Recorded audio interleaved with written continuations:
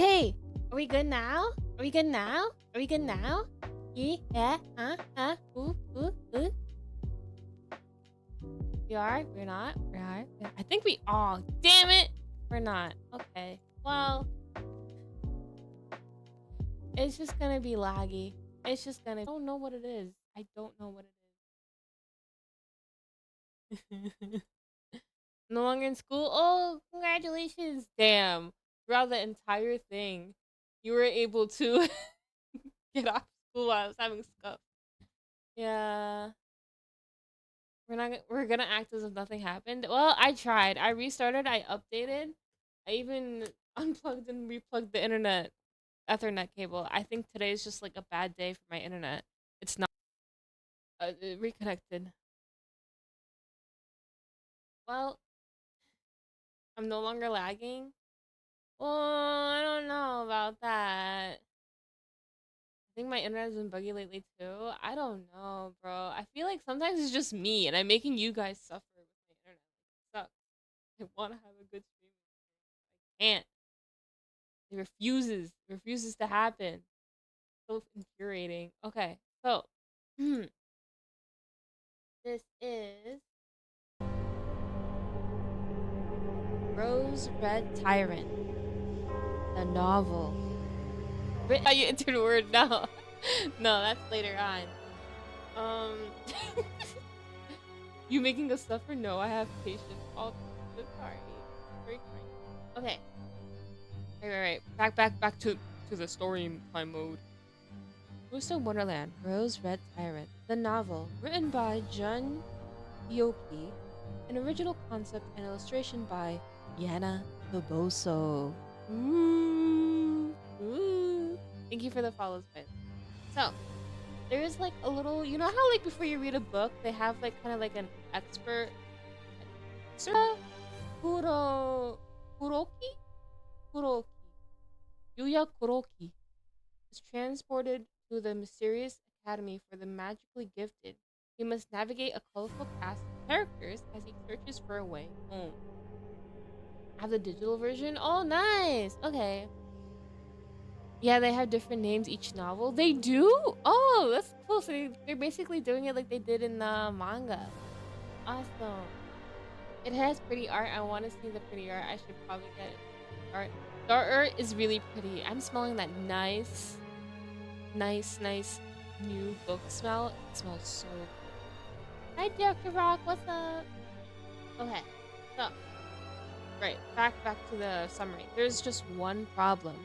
No one knows where his home is.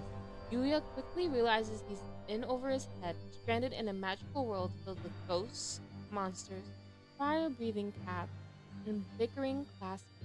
Without any magical ability of his own, Yuya must struggle to find his place in this twisted Wonderland. Name drop! Hey! Hi, Riddle Survey Hearts, what's up? Inspired by the classic Disney movie Alice in the Wonderland and based on the popular mobile game Disney Twisted Wonderland, Rose Red Tyrant features an original concept by famed manga artist Yana Toboso, creator of Black Butler. I had to drop that in here, of course. Okay. And then, oh yeah, they have like two images of, like two still images from the Disney Alice in Wonderland movie. One with Alice in the Rose, and then one of the Queen of Hearts. So over here we have, oh yeah, before even we already have like a full cover art. Like this is inked to the thing. The only thing I wish they didn't do is fold it, but it's a book, so they have to fold it. So it's like a long illustration. I have the illustration here if you guys can see it. Oh, I'll move down. Here's Riddle and his overblock glory. Oh my god, I love him. I think this is like the most gorgeous art that Yana Toboso ever drawn in all of Twisted Wonderland. Like this is pure. I love it. You can see the monster behind him too.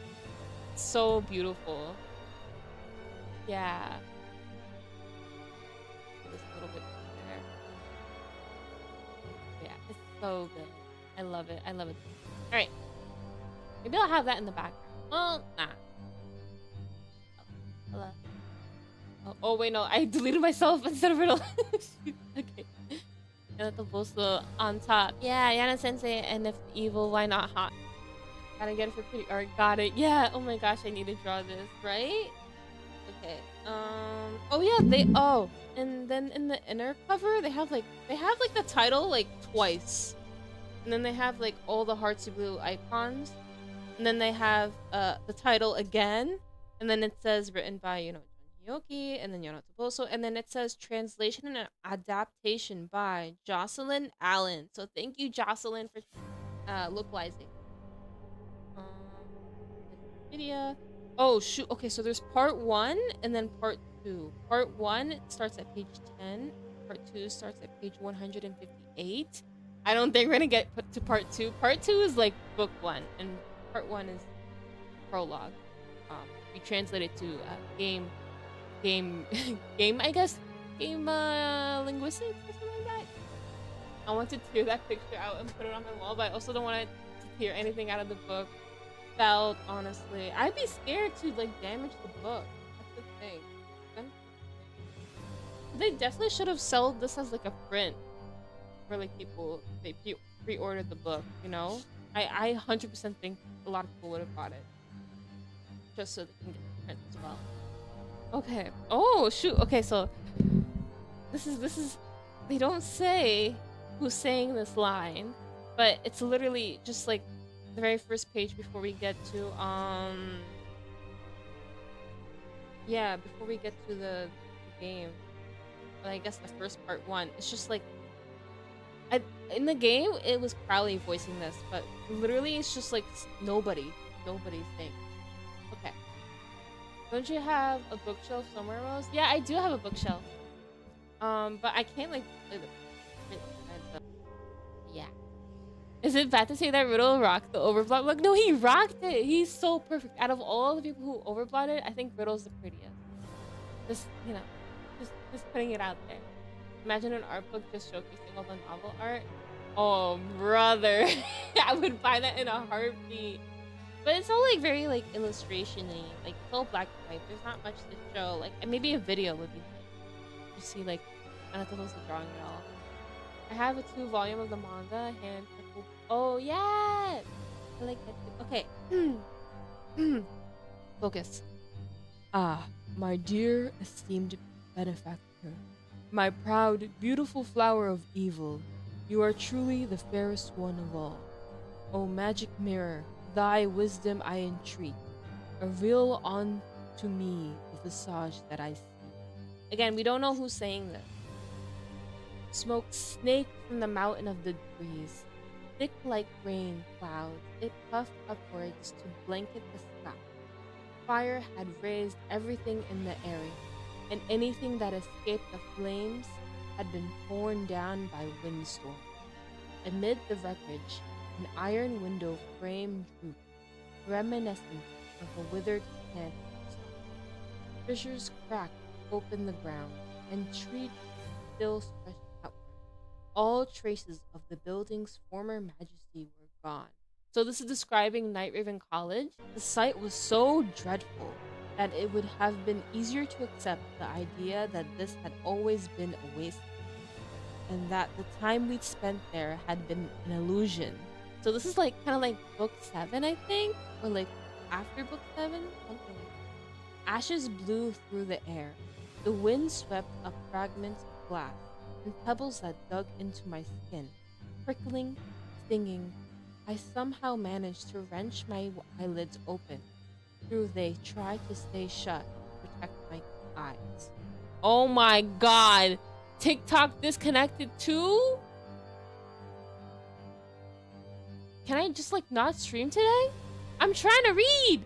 I can't read! I'm not even playing a game! I'm just talking! I'm so pissed. I'm so pissed. I'm beyond pissed, bro. TikTok, are you with me? Hey, as soon as TikTok went down, YouTube and Twitch are okay. Huh.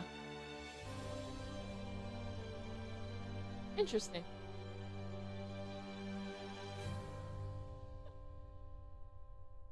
You guys are experiencing lag, right? Twitch is scuffed. It is. But now, I think so weird. Everything's fine. Okay, you know what? I'm gonna just keep reading while everything's fine.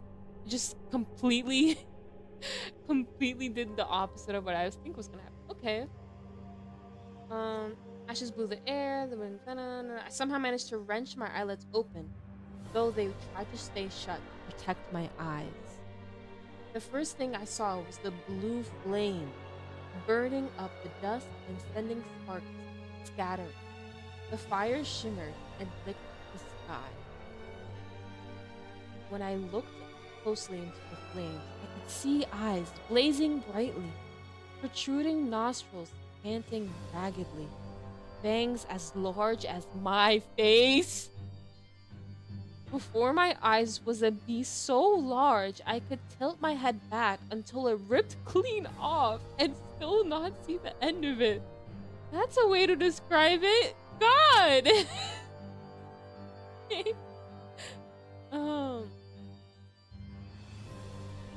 The beast's hideous face twisted into a fearsome snarl as it howled.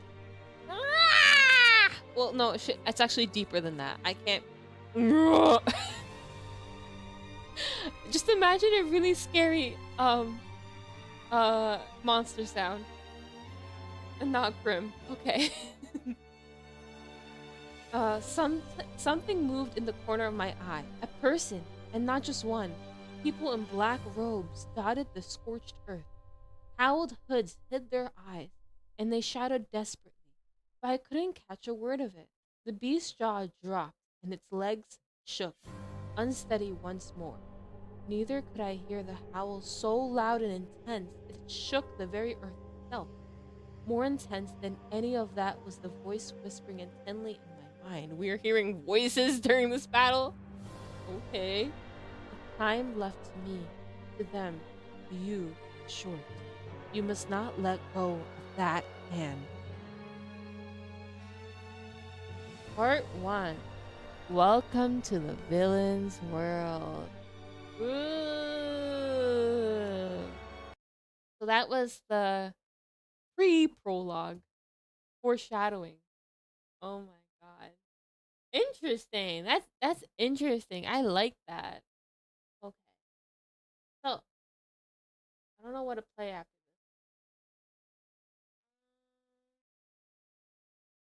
It needs to be something a little scary, but not too scary.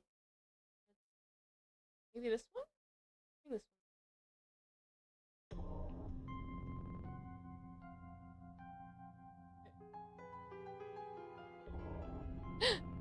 one. A hooded figure stretched a hand out toward him. He had to take it. He knew this instinctively, without any conscious thought. For some curious reason, he couldn't move. The monster before him grinned. Yaha! What was that sound? Yuya Kuroki? Yuya Kuroki? Kuroki. I think I'm gonna say Kuroki instead. Yuya Kuroki suddenly felt like something was off. Yaha! Yaha! Ha! God. I better find that uniform before someone spots me. I think this already. You got any fun? Yeah, I'm having so much fun. The voice sounded amused and a little inane. Someone was laughing and humming to themselves. The happy-go-lucky feel of it was draining just to listen to it, and there was a weariness enveloping his entire body, like a soaked and lukewarm bath. He wasn't the least bit on edge. I feel like the total opposite of how I did a minute ago. I mean, that whole thing earlier was... Huh. Wait, what whole thing? We forgot!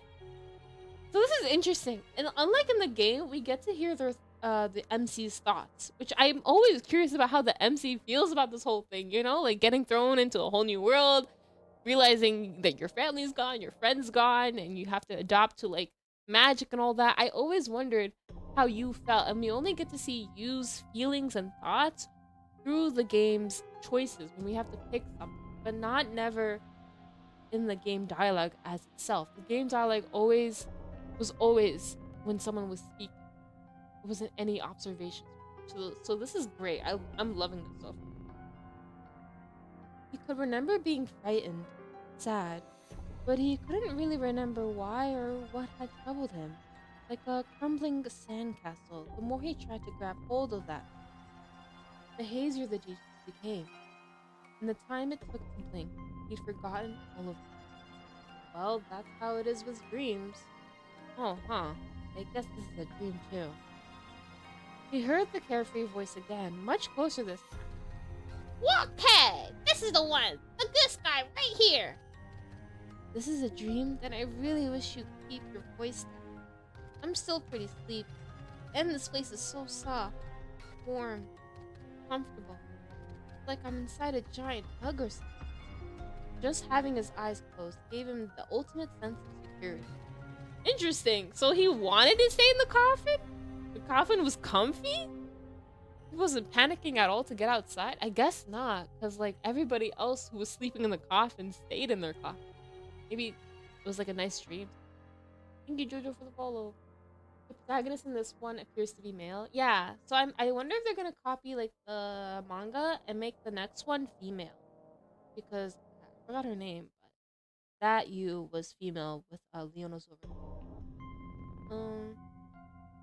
As Yuya dozed and started to drift off, the world around him began to shake violently back and forth. What is that? He opened his eyes and was surprised again, as he could see nothing, only darkness. Darkness so complete that his eyes did not adjust even after a minute. They have cushions, ivory castles. Oh, I guess yeah, that would be comfortable, wouldn't it? So there's only been one female use so far. Yeah, one so far. I wonder because we haven't reached to the book 4 manga yet. So I wonder if they want to do a female for that one, which I'd be very happy because you know I could self-insert. But if not, then it'd be interesting to see what they come up with. Yuka, is that her name? Yeah, it would be Yuka. I do like in Savannah Cloud they had me too. Female MC is so pretty and strong. She is. She's so pretty. She really is. Okay. He didn't even know whether he was standing or sitting up down. He tried to shift, but discovered he couldn't move the way he wanted to. He bent his leg the tiniest bit. His knees bumped up against it. It was the same with his head. He was apparently locked up somewhere, and that's the very place. The gentle embrace changed into firm resistance. Fear rose up inside, and his palms grew damp with sweat. He heard that voice again. This lid weighs a ton. Maybe I could smash it with something. Bang, bang. Oh wait, hold on. The shaking grew more violent, and his forehead slammed into something. Then the back of his head smashed into something too, over and over. Help! Grim not get. Grim is giving us a concussion. Oh my god! I think in NBU. Oh yeah. That would be really cool too. Yeah, I wonder if they will do that. Maybe with Comfiore, I could see that with. I'm a fan over Riddle with her. Who isn't? There's a sleep spell in the cushions of Comfiore. Yeah. Hey, you Grim? Facts, bro. Grim is gonna give us a concussion. All right. The repeated collisions were making him dizzy. What on earth was happening? No good, huh? Well, I ain't giving up so easy as that. He held his breath. What terrible fate awaited him next? Try this on for size! Yeehaw! He thrust his hands forward at the same time as his voice laughed. He had to get out of there right that second. Ow! Oh wait, no, that's us. Oh. He cried out when something hard whacked him. It was the ground. It felt queasy, like his brain was rolling around inside his skull. I mean, I wouldn't be surprised if that was the case. He pressed his hands to the cold stone beneath him and staggered to his feet. Where am I? He wondered, and his voice echoed oddly. He had apparently fallen into a large space. He confirmed that he could move his arms and legs again, and felt a wave of relief wash over him. We're switching music. Give me one. Here we go. His surroundings were so dimly lit that his eyes adjusted easily to the gloom, even though he had just come from a pitch-black cave. Maybe it was already nighttime. Yuya looked up and saw stars above him, just as he had expected, but they were swinging wildly, strange something. When he looked harder, he realized that there were not stars in the moon, but rather the components of a chandelier. Decorative drops shimmered like opals, illuminated by small candles. The light was rather subdued for how big the chandelier was. The candles looked like they would go out at the slightest breeze, and he felt anxious just looking at them. You know, sleep spell would make sense. That would explain why they stay asleep in the coffin until the coffin's open. Yeah, that would make a lot of sense. But Grim was shaking us like we're like something in a bottle. Like, oh my god, you dying before even getting out. Yeah, I should have added that as a trauma point. Grim shaking the coffin for like the Twisted Wonderland summary video. Now I know. Now I know that Grim almost gave us a concussion.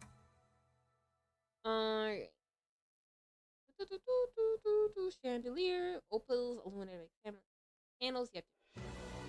Oh, whoa. I did not tell you to go there. The candles looked like they would go out, but his breeze and he felt anxious just looking at them. He used the light they shed to examine his surroundings. He was standing in what happened to be a narrow hallway, and through the gloom meant that he couldn't tell what was ahead of him. There was black boxes on either side of him. Hundreds of them. That's a lot of people. Are these coffins? He murmured. The boxes were hexagonal with long sides tucked out a bit. They looked exactly like coffins.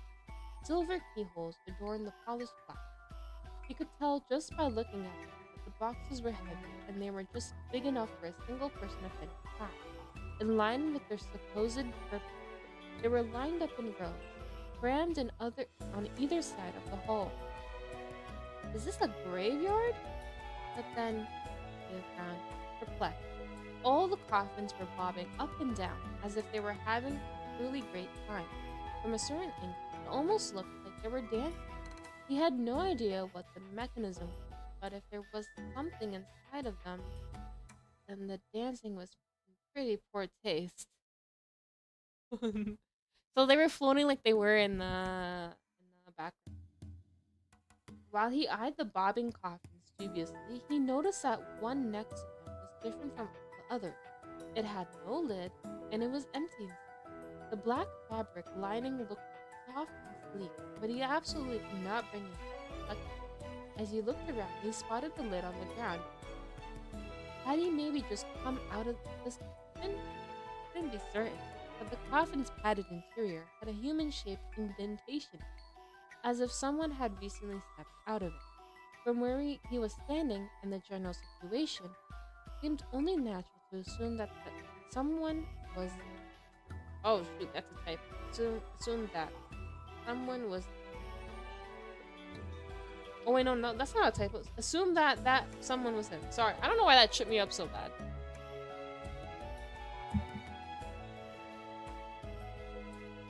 I think we're getting the Nathology comic next week. Ah, we are. Oh my god, I'm gonna get that one. That's like one of my favorites. Okay. So why on earth has he been inside of a coffin? Shuddered. What was this? He wanted to believe that it wasn't a graveyard, but he'd never seen it before and didn't know the first thing about it. Before this, he'd been right at school. Yuya massaged his temples to ease the ache in his head and thought back through the hazy memory. He left the classroom right after classics in 6th period. Classics? You guys have a school period called classics? Like reading classics? Oh, that would be so cool if they were reading Alice in Wonderland. That is a classic, technically. Oh, that's so cute.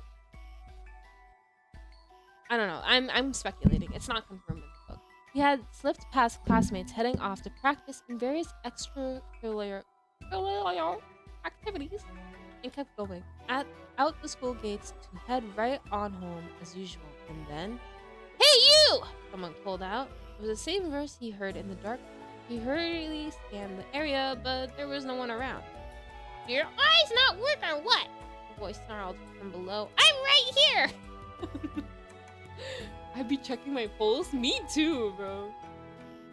I will have to get that one. Yeah. You allured his gaze. Hold on. It's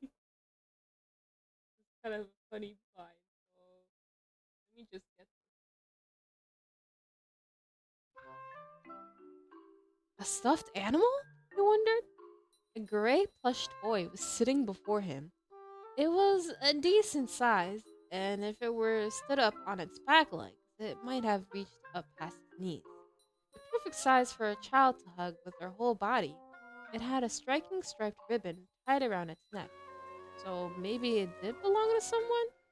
The insides of its ears and eyes were blue and seemed to shine with a hazy light, while the patch of snowy white fur on its chest was soft and fluffy. What kind of animal was it supposed to be? He'd never seen a creature like this. Its face was too round to be a dog, and it was too short and stout to be a cat. Thumbing through the process of elimination, he figured it was probably a weasel? He guessed. How dare you! The stuffed animal yelled as it turned its eyes up at him. I am no weasel! I'm Grim! Sorcerer extraordinaire! So cute! Hi Grim, we don't have food right now, yo. It looked like it was going to come flying at him at any second. Oh gosh. Whoa, it talked? You exclaimed as he jumped back. Maybe it's battery powered? If it were a mechanical toy, there would be a compartment somewhere on its backside. So you reached out to pick the stuffed animal up to investigate. But it nimbly dodged him as the forked tip of its tail beat the back of its hand. It was clearly moving with a will of its own. So it's not a stuffed animal, you asked? He frowned perplexed. Alive? But how can a weasel be talking? Listen, you! I'm not a weasel! I'm the mighty Grim! Stuffed creature snapped, and then clicked his tongue. And stuffed creature snapped. Oh, wait. Oh, and here I was gonna peel that thing off you while you were sleeping. Way to ruin my plan, human! He held out his paw like a person. Palm up, pink toe beans wriggling back and forth. Well, whatever. Just give me your uniform and be quick about it. Uniform? His head seriously to one side. He looked down at himself and cried out in surprise. Ah! What is this? The last he knew, he'd been wearing his school uniform. White shirt, school crest embroidered on the chest pocket, black trousers. Extremely simple and utterly average school outfit. And yet, he was now wrapped in a black robe, even though he had absolutely no recollection of getting changed. The sleeves were embroidered with a complex pattern of gold thread and silky fabric hung from his belt, completely covering him down to his knees. Reflexively, he lifted the hem and stared. The fabric was as soft as it looked. It practically melted in his hand. He'd been so focused on figuring out where he was that he hadn't even noticed that the clothes he wore was not his own. Even his shoes were dirty. Why am I? He groaned. When? He was so over it. Oh, come on. I don't have time for this. Oh, wait, no, that's Grim. Oh, come on. I don't have time for this, Grim snarled. Get it over already. Whoa, you just barely managed to dodge as Grim lunged at him. Stuffed animal picked himself up off the ground. You're gonna regret this! Monster! He yelled, inching backward. Are you trying to bite me?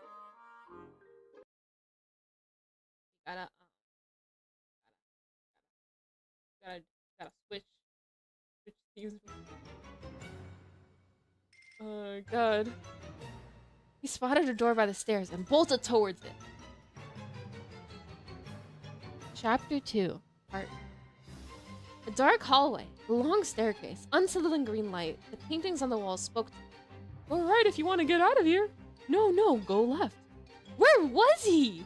Why were the paintings talking? Yuya was almost in tears as he stumbled through the unfamiliar building. But no matter how far he ran or where he hid, Grim was able to sniff him out.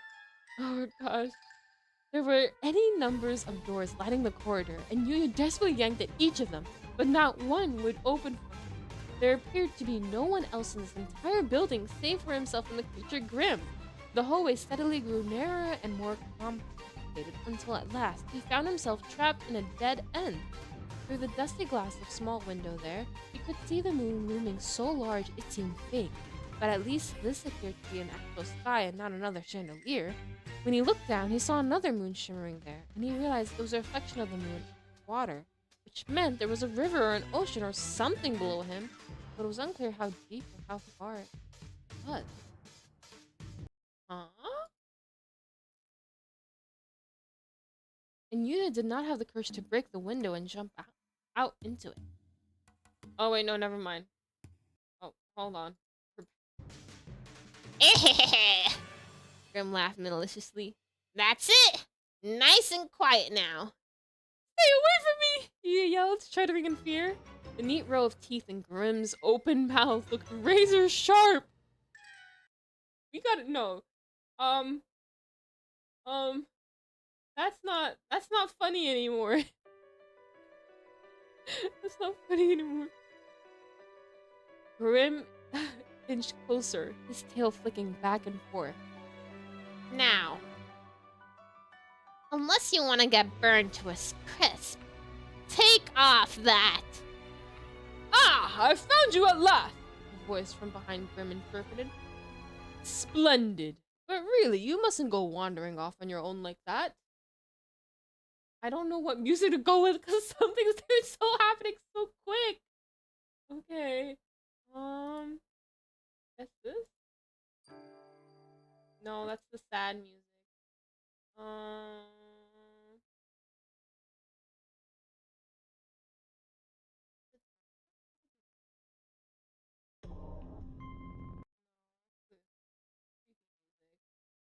I want the regular.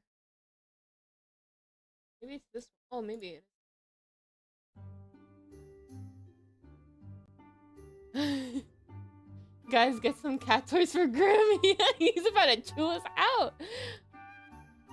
He's normally so chubby and fluffy, but the book descriptions really sell the whole dire beast thing. Yeah, like, Grim could actually, like, eat us alive if he technically wants to. He can eat anything, so I wouldn't be surprised if he's a human. Not to turn it dark or anything, but, yeah. Grim whirled around and Yuya looked up with a startled gasp. Huh? A man in a curious outfit stood before him in the hallway. The top hat perched on his head, and the long coat that hung from his shoulders exaggerated his height and drew the eye. He carried an imposing cane shaped with a key.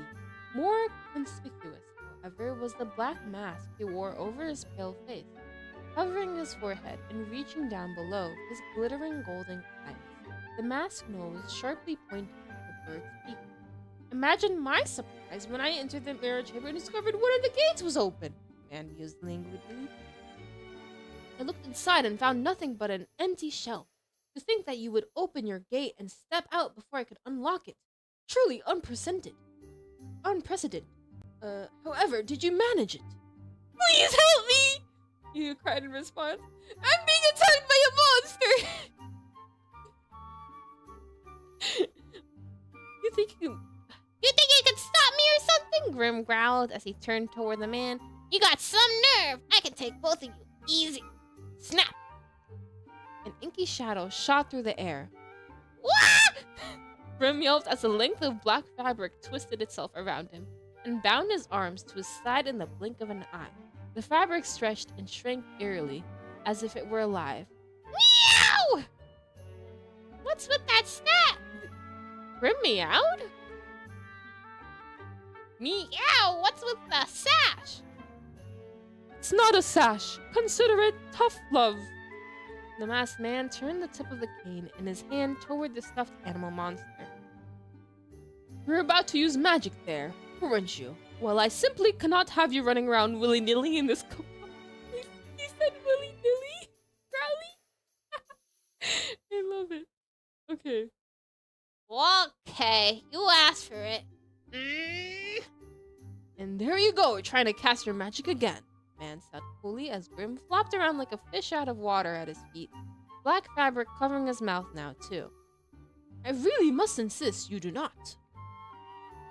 The whip of love. Thanks, Crowley. Yeah. Yeah, they have it on Amazon. That's where I got my copy. Oh, yeah, they do have the book on Amazon. Yeah, that's true.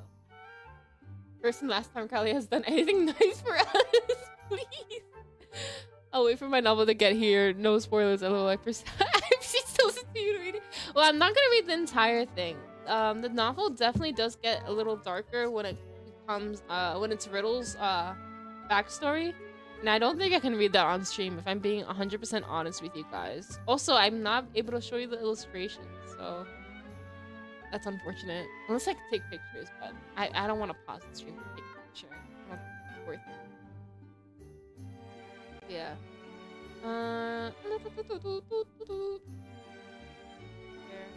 Gonna really.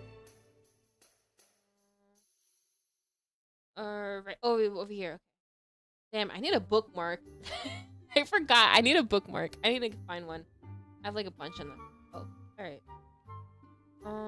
Each time the man waved his key-shaped cane, his tough love sash tightened around Grim. The weasel wizard looked like a frog being eaten by a large snake. As Yuya stared in a daze, the man turned. Dear me, yours is quite the poorly trained familiar. School rules do not permit untamed monsters companions. Familiar, Yuya parroted. The man shook his head and asked, not only do you go and open your gate, but you also leave the mirror chamber, immediately summon a familiar, and go exploring the school. Honestly, you are much more daring than your appearance would suggest. What is it? What do you mean by that? What do you mean by that, Crowley? I want to buy the physical copy so bad. I mean, you can order it. You can Barnes and Nobles, Amazon. They have it there. I don't understand. Yeah, stammered. Where am I? The top floor of the eastern wing, the man replied immediately. The very farthest out from the school, currently used for storage. Yuya couldn't get a handle of any of them. School? The man nodded as if it were natural and obvious and tucked Grim under his arm. He seemed entirely unbothered by Grim's desperate struggling. Your orientation has already begun. Come now, let's hurry back to the mirror chamber. My orientation? You stared at him blankly. Yes, the man nodded again. The Academy's traditional orientation. I'm certain you've been looking forward to it. When Yuya said nothing, the man frowned and gave him a curious look. After a moment's silence, he asked, do you actually not know what is happening? I do not! This is exactly the thing! He was immensely relieved to have someone finally understand what he was going through. From the moment he opened his eyes, he'd been surrounded by unsettling weirdness, as if he was trapped in some kind of nightmare. The floodgates opened, and all the questions that had been building up poured out. Where am I? What was that coffin? What is this creature? How did I get here? The man smiled placidly despite the abrupt interrogation. Huh? Why would he smile? It's weird. The time-space teleportation must have addled your memories. Well, these things happen, I suppose. No need to worry. I shall explain it to you while we walk. Truly, my magnanimity is boundless. Magnanimity. I don't know really how to say that word, but there you guys go. Kind of wish Crowley had been just like, sorry, I don't know how to get you home. At least he'd be honest instead of flimsy. Yeah, no, I don't think Crowley would ever be honest towards us. OMG just got the physical novel today. It's so pretty. Congratulations! I hope you enjoy reading the book. I'm at page 22, by the way, for those who want to follow. Okay. The man extended a graceful arm to the bewildered Yuya, like a bird spreading its wings. Although Grim continued to struggle and fail under his other arm. Whoosh! Flames sparked to life on the candles affixed to the walls. A string of light raced down each side of the hallway, like an invisible runner with a match that was setting flame to the candles. At once, the darkness receded to the corner. This is Night Raven College, the man announced with a dramatic flourish. The most prestigious arcane academy in all of Twisted Wonderland for students the world over who demonstrate a rare aptitude for magic. I am Dr. Crowley. Having been entrusted with its care by the chairperson, I serve as a head mage. Oh, I get it. This isn't like a nightmare. I'm actually still dreaming. Yuya thought absently as he looked at the smiling man before him. This was a dream. It was absolutely, without a doubt, a dream. After all, Dr. Crowley's words were too impossible, too unreal.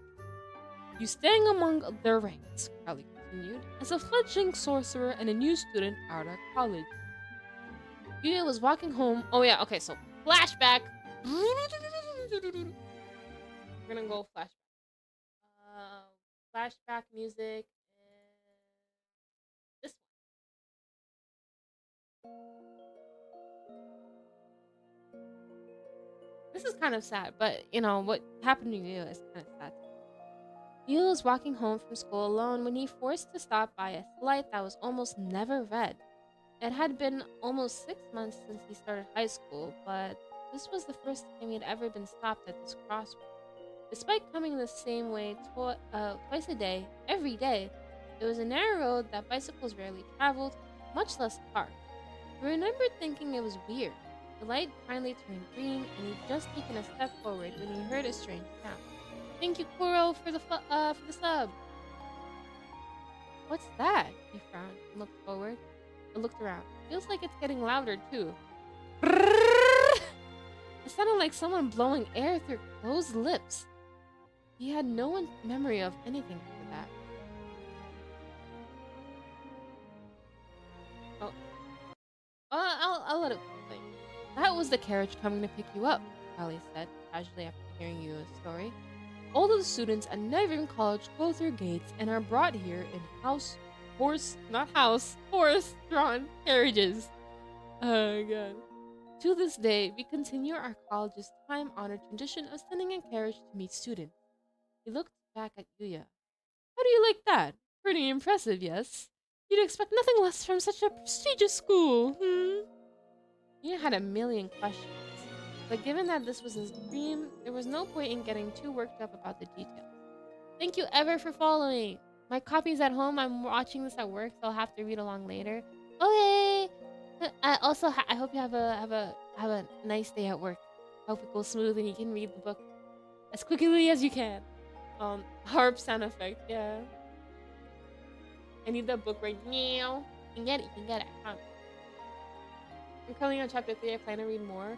Oh, I'm gonna read the whole thing. I don't know if I can finish it tonight. Probably not. I'll probably finish it tomorrow. I want to be a fast reader, honestly. Where's the police station? I want to report a missing person, honestly. I kind of wish Crowley had just been... Oh, I read about that. Okay. What are we reading, gang? We're reading the Rose Red Tyrant, the novel of Riddle, Rose Hearts, and the prologue. Where am I? So he merely asks, what's a gate?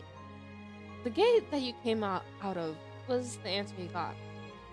That coffin was the gate? He cried. Yes, Crowley nodded firmly. You come to the school and are reborn as a magnificent mage. Quite the fitting concept for youths brimming with such hope, yes? Grim glared at Yuya with resentful eyes from where he was pinned beneath Crowley's arms.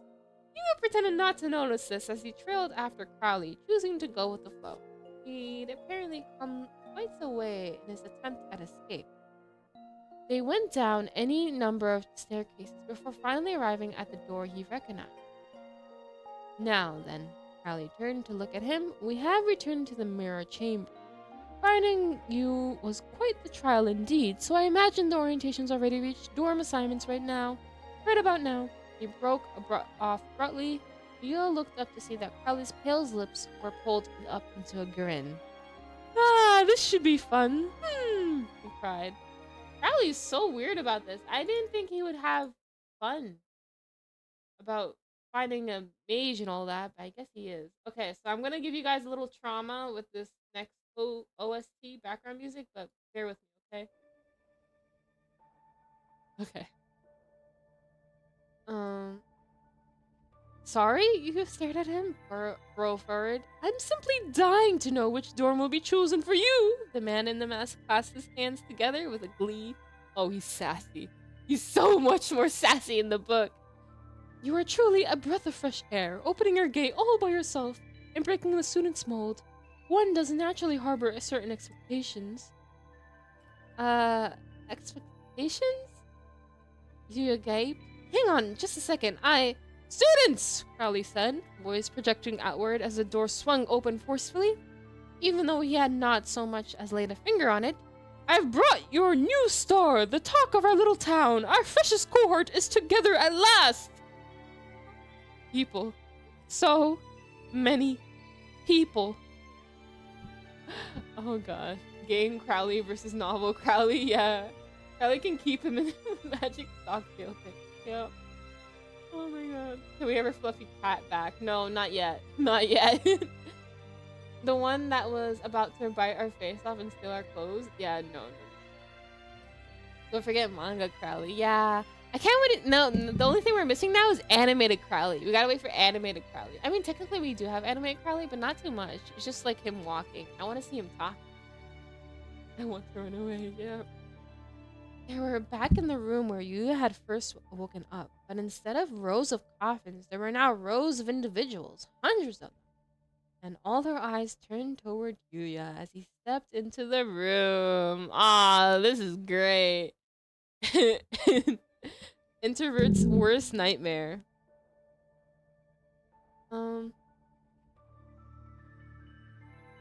Yuya, at a heartbeat before he could turn and run.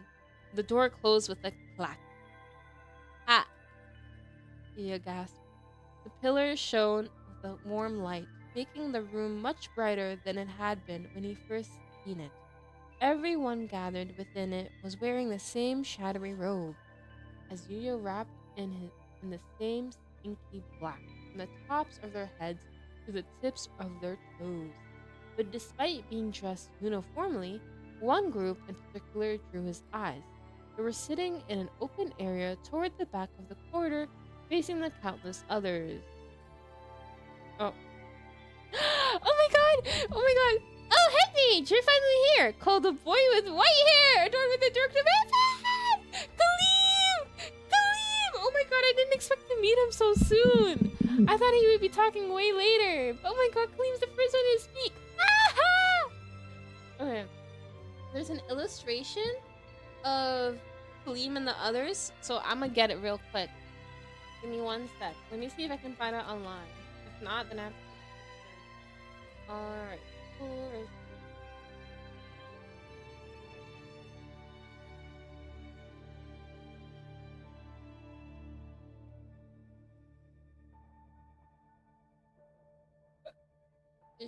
Ooh. I'm getting hiccups. Okay, I don't think I could... Yeah, I don't find it. Can't find it. Can't find it! I'm gonna take a picture. 1 minute. They did say something about the anime like earlier this year. Yeah, they said it's in the works. It's in the works. 1 sec. Right now. Oh yeah, we see Grim here too. That's so cool. Okay. Bookmark, so I'm gonna use green.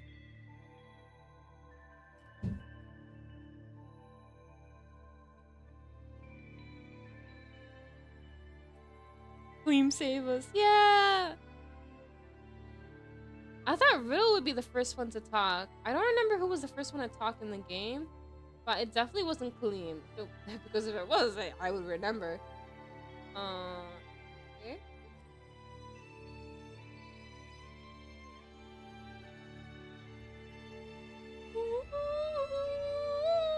Sorry, the music is very nice. There was something said recently about the anime too, but I can't remember where I found the source. I remember. Don't worry, you guys. I remember. It was one of the Aniplex directors of animation, and he said that the planning and progression of animating the Disney Twisted Wonderland anime was going well. That's all. That's all they said. All right. I think it was Riddle Azul. Yeah, yeah. I think it was both Riddle in the manga and game.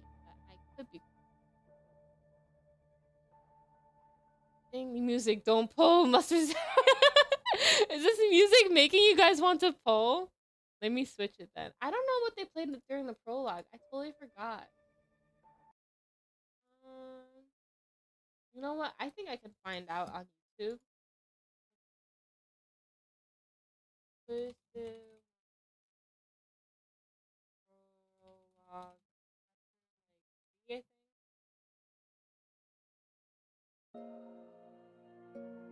oh, it was a story beginning. Yeah, it was a story beginning. Okay.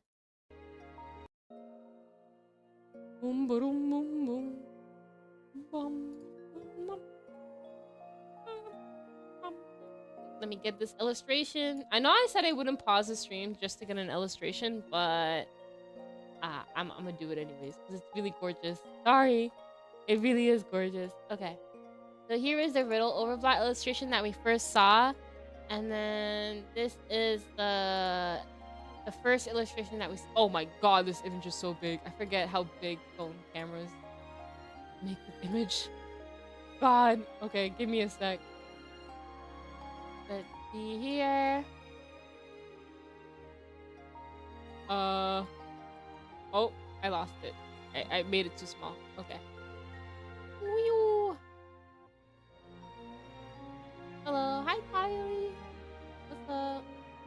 Ooh, Riddle. Yeah. Okay, so I'm gonna, you know what? I'm gonna just make this as big as I can. So, I'm gonna move myself. So here's Crowley up there. And then there's Grim and then under his arm, literally wrapped up, and he's so pissed. It's so funny. Wait, can I zoom in on that? Look at him. He's so cute. And then there's Riddle.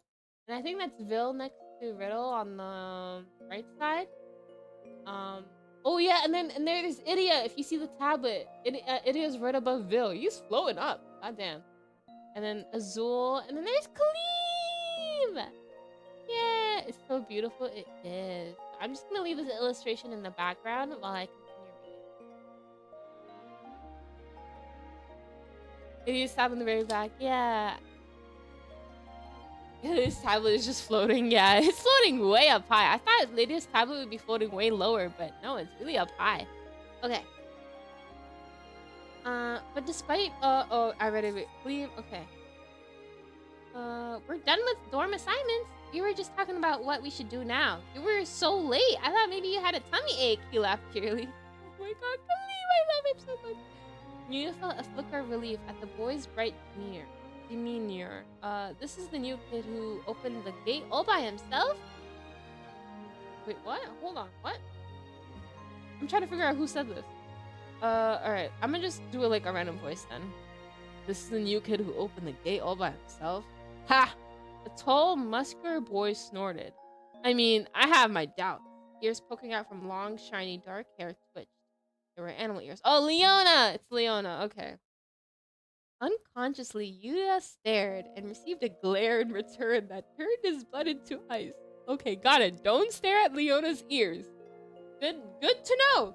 So he hurriedly looked away. The sharp light in the other boy's eyes was reminiscent of a large carnivore. That is scary when they put it up like that. Oh, shoot, I'm covering the alert block.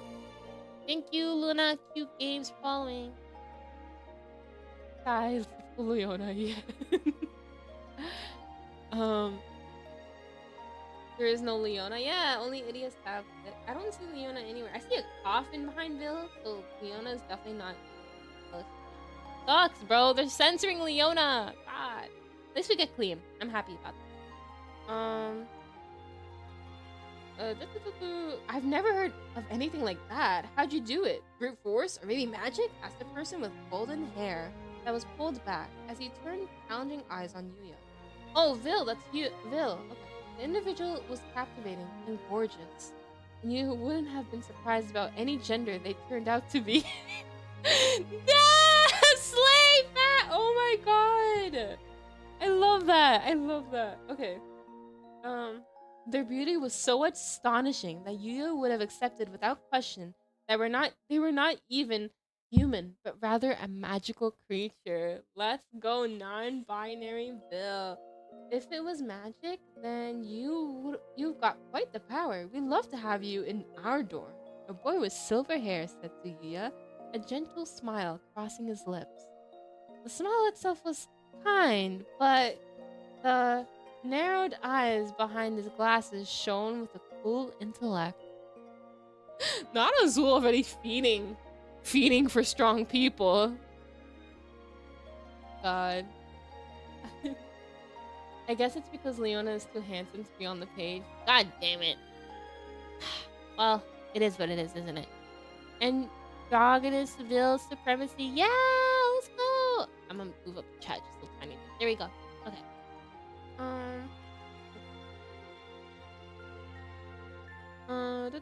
Every move he made was economical, as if he calculated the trajectory of his motions down to the last finger twitch. That's a way to describe Azul. I don't like that. That makes me feel uneasy about Azul as a whole person, but okay. Right from orientation, all eyes in the school are on you. Maybe you've been reading a bit too much Cautious Hero or some other light novel? You already know who it is. A tablet floating amid the hooked students flashed. Idiot. Apparently, this was the source of the voice, which spoke with a rumbly pitch that felt like crawling through the depths of the earth. The words came too quickly for you to catch them. The tone gave him the impression that the tablet was not particularly interested in speaking with anyone anyway. Okay. It's already half an hour past the scheduled end of this orientation. A boy with red hair announced flatly. We should assign him a dorm immediately, in line with regulations. His voice was unshakably firm. He clearly was not about to allow any further waste of time. Okay. So for Idiot, I have to talk really fast. That's kind of hard. Okay. So, interesting. And then Riddle's riddle. The students whispering about Yuya instantly fell silent, but their words lingered in his ears, whether he liked it or not. Coming in late with the head mage? Is he seriously that great a mage? This guy's really going all in right from orientation. Pretty interesting. Some nerve for a mere human. That's a Beck? Did Beck say that? Everyone there was so keenly interested in Yuya in one way or another, and was clearly expecting great things from him. No! I'm just a guy. I'm just a girl. I'm just a guy. So funny. He cried desperately, as if to wake himself from this nightmare. All his outburst did was make people look at him again, and the pressure of those countless pairs of eyes were almost enough to crush him to dust. The Beck be silent, human. Yeah. About that, yeah. There's some serious social anxiety going on with Yuya here, though. That's very unfortunate. He tried to step away to retreat, but Crowley gave him a hearty push. Great. He looked over his shoulder and frantically shook his head, but Crowley forced his heavy feet forward, farther into the corridor. Now then, everyone's waiting, he said briskly. Step up to the dark mirror and be quick about it. The dark mirror? Yuya frowned, furrowed his brow, and then swallowed the question on the tip of his tongue because the answer was immediately obvious. A large round mirror was enshrined in the corridor ahead, looking magnificent with a shiny gold frame. A crown sat on its peak, and below it, twisting snakes were carved into the frame. Encircling the glass, just like the first gate you had seen, the mirror was hanging in the air, suspended by nothing. So interesting, we have snakes on the mirror, which I never noticed before. I did not think the mirror had snakes. I thought it was just like braids or whatever. But I guess these are snakes. Oh wait, no, yeah, they are. Oh my god, how did I not catch that? That's kind of like an interesting detail. So that's the crown, and that's the snake right there. Interesting. Okay. Alright. I did. Well, I did not. Going to bed. Bye. See you tomorrow. Good night. Felt you. Yeah. Oh, that's not what I want to move. Oh. I want to move this. Okay, there we go. Symbolism? I don't know. I don't know what it symbolizes. Only thing I can relate snakes to is Scribia. And Jamil. Okay. Urged on by Crowley, he peered into the glass, and a boy with short black hair appeared on its surface. Eyebrows, nose, mouth, ears, all were utterly average. Damn! Yuya! Not one thing distinguished the boy in any way. If pressed to highlight a notable feature, Yuya would have said that the boy's eyes were perhaps a bit rounder than average, but even this did not conflict with his other features. The roundness of his eyes blended in with the rest so well that it would have been forgotten the second anyone looked at this face glanced away from it. Does he hate himself? God damn! Have a little confidence! Okay. Thank you for the follow. I'll move this down here. Put nicely, the face had a comfortable familiarity to it. Put not so nicely, it was Medicore. At the sort of every man's face, which, if encountered in the morning, would be forgotten by evening. It was the face Yuya saw in the mirror every day. What was the point of making him look at it now? Gosh, I'm so into Twisted Wonderland right now. Me too. I mean, clearly. Oh, TikTok disconnected. Oh shoot. Okay, I'm gonna read faster. He had just opened his mouth to ask Crowley this question when the mirror abruptly flashed and green flames filled the glass. Reflectively, he looked over his shoulder. There was nothing there. Fire was only inside the mirror. Oh, okay, hold on. Switch! We're switching music. 1 second.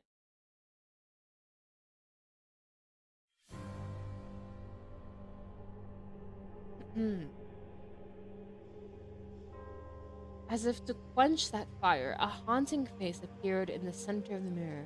You couldn't tell if it was a mask, a doll, or an actual person. It was just a face. He gaped in amazement as he realized the mirror was showing someone other than himself. And then that someone spoke in a deep, masculine voice. State your name, the mirror commanded. My? Oh, Yuya Kuroki. Yuya stammered. Yuya Kuroki. He felt a tickle deep down inside. It was a curious sensation, like someone was tugging on the inside of his ribs. Ew! Oh my god! We can feel the mirror! We can feel the mirror looking at our soul! Oh my god, that's a... Oh, I did not need to know that detail. Thank you for the kissing and... Oh wait, not kissing. Thank you for the rose! Oh my god! Thank you for the roses. Oh god. Okay. Alright. The man in the mirror had no eyeballs, only eye sockets, gaping empty. You couldn't tell what he was focused on and had the distinct sensation that the man was looking at all of it into the deepest depths of his mind, leaving no stone unturned. The mirror said, "The nature of your soul is..." Meow! A cry interrupted the man in the mirror. Yuya looked back to see Grim break free from where he was held under Crowley's arm. Ah! There he goes! Crowley sighed. It was 2 focused on the dorm assignment. God damn it, Crowley. You had one job. Okay. Here we go. Here we go again, you guys. My god. You thought you could keep me out of the game. You got another thing coming. Worm spun around neatly in the air and dropped to the ground, standing tall on 2 feet. He threw his head back. Yeah! He cried, and a sea of flames spread out before him. Grim was shooting fire from his mouth. As he kept exhaling for a seemingly impossible length of time, given the size of his small body, the corridor instantly became a raging inferno. The flames the same pale color as Grim's eyes and exuding a dazzling heat. You automatically covered his face with his arms. So hot. It was fire. Of course. Oh gosh. Of course it would be hot to the touch. Of course it would burn. This sent a shock through Yuya. This isn't a dream, he realized abruptly. So you were trying to steal my thunder and get all the glory, huh? Well, you're way out of your league, buddy. Grim crowded. Before Yuya knew it, he was alone with Grim in the middle of a small circle of flame. You'll have to fight me for it. What? Fight? You asked me to... He stared blankly at the animal. Me? Yup. Grim nodded firmly. My plan was to switch places with you. While all the doodles were sleeping. And then you went on and ran off on me. But I take you down, they'll see that I'm the one with the real power. And there'll be an opening for a new student. His large mouth arced upward, his fangs glittering. Not again! Okay, this is turning more serious. Let me get the more screen. Here we go.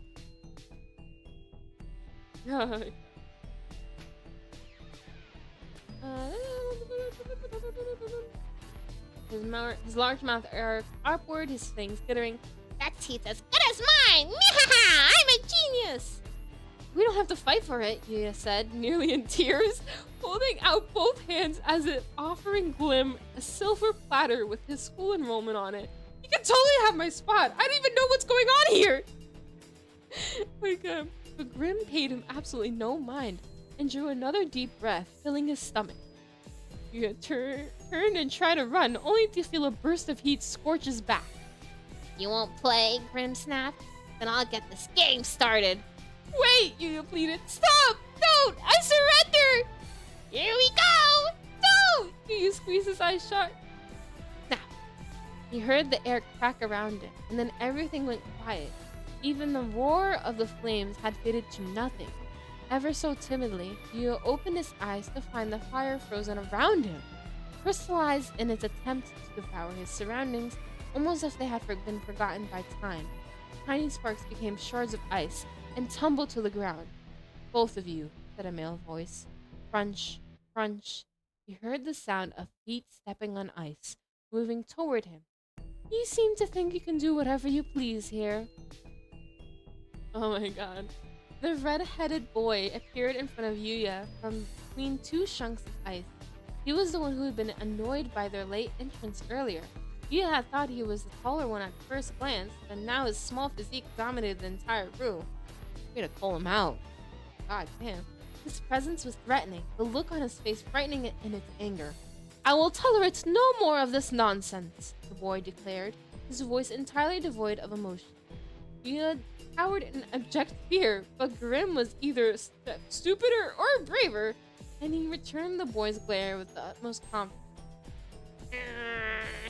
Grim growled.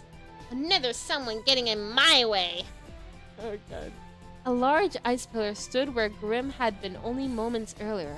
He raced up it leisurely on all four paws, and laughed from hop high. Oh wow, okay. Dude. Grim got acrobats. Thank you for the follow. Listen up! I'm gonna knock all of you flying with my magic extraordinaire! He shouted. So you better... Are you ready for your sentence? The boy asked. Huh? Yuya frowned and looked at the boy. Something strange was happening. Grim also seemed to have guessed that something was off. Like Yuya, he stared at the boy with one hand in the air. Sentence first, verdict afterward. Incredible power. Yes, power, not heat, cold, light, or wind. This was the only way Yuya could describe this overwhelming force that swirled like a vortex around the red-headed boy. Interesting. Yuya simply stood there, rooted to the spot. He didn't try to run away, not because he thought he was any match for this force, but rather because he didn't know what else to do in the face of this enormous amount of energy. He felt like the nearly visible power might explode if he so much as moved a muscle. He was so frightened he could hardly stand it. The red-headed boy's arms dropped down toward Grim. Off with your head! The boy shouted. An arrow of light shot out at Grim. There was a brief flash. Then the arrow transformed into a large red and black shackle. The second the open end touched Grim's neck, it snapped shut with a heavy clank. What in the... Grim shook his head, but the shackle held fast. You're supposed to be all tough, but your magic's a flop. Don't even try to color me. I'll burn it right off.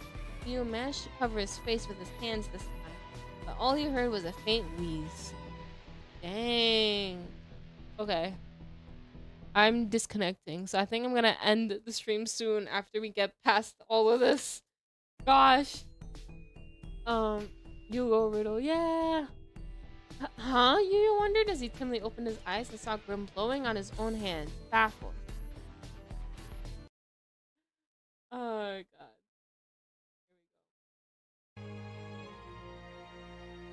Yeah!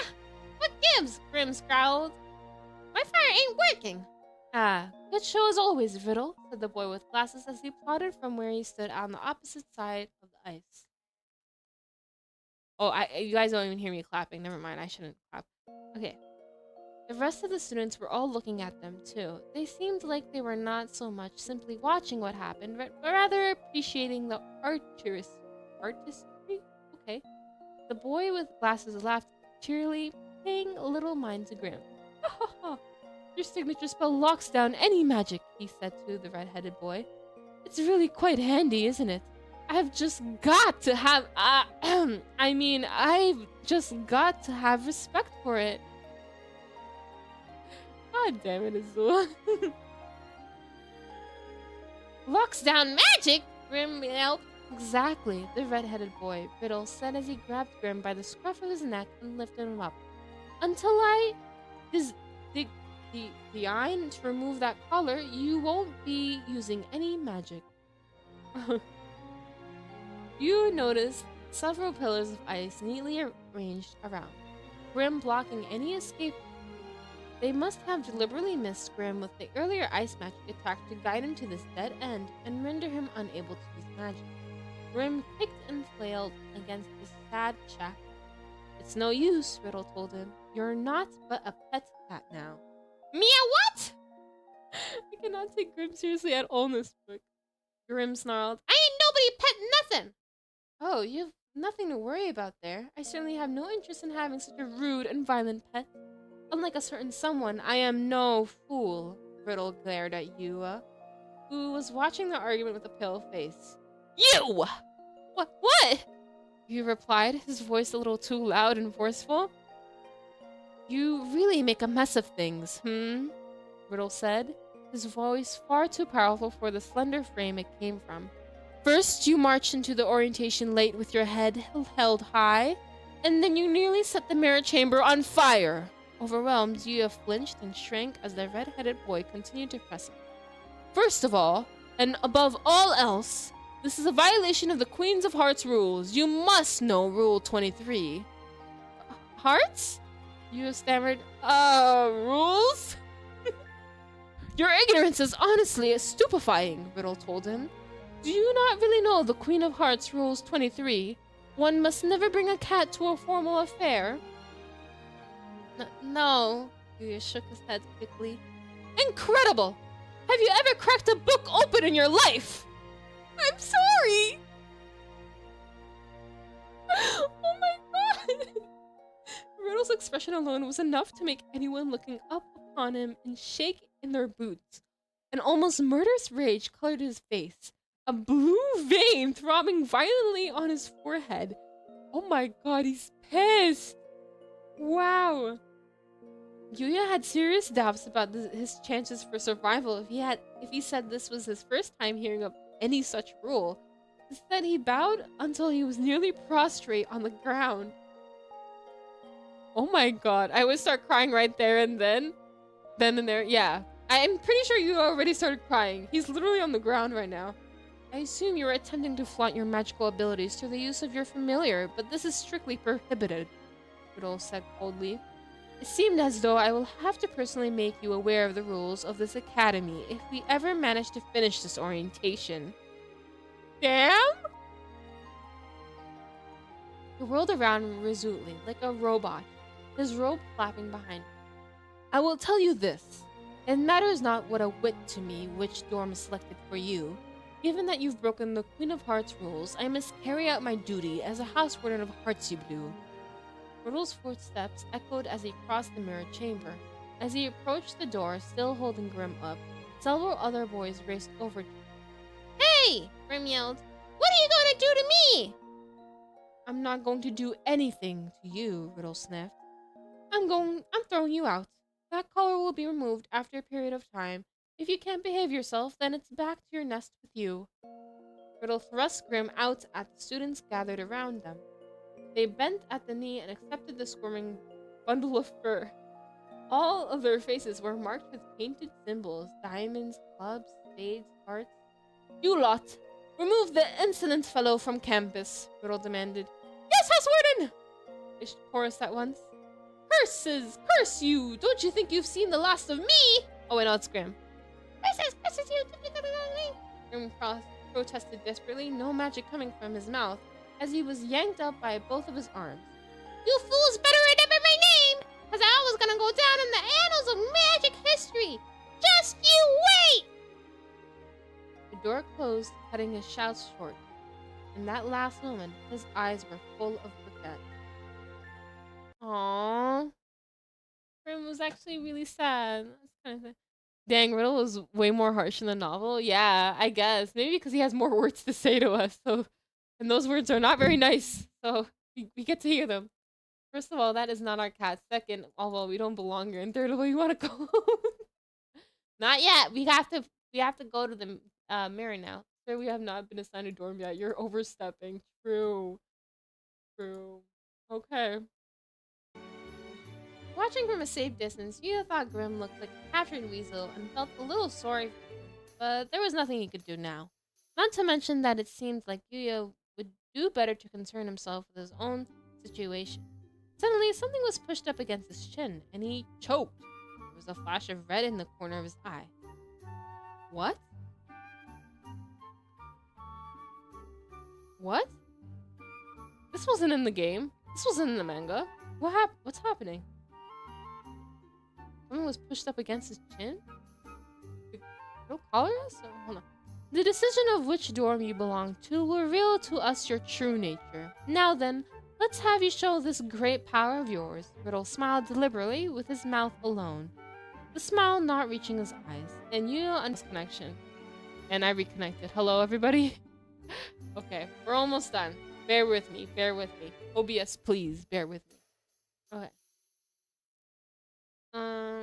Riddle smiled deliberately. Okay.